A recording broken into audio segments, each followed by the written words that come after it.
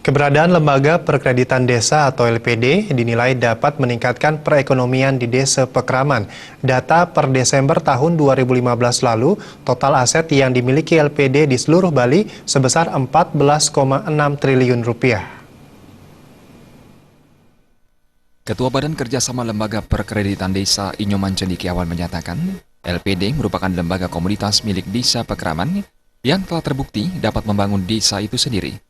Data per Desember tahun 2015 tercatat ada 1.433 LPD di seluruh Bali dengan aset hampir 14,6 triliun dan jumlah karyawan 8.500 orang. Dengan total aset yang lumayan besar, LPD merupakan salah satu kekuatan ekonomi yang harus didukung oleh Krama di Bali. Ya, LPD kan lembaga komunitas milik Desa Pekraman yang telah terbukti membangun Desa Pekraman.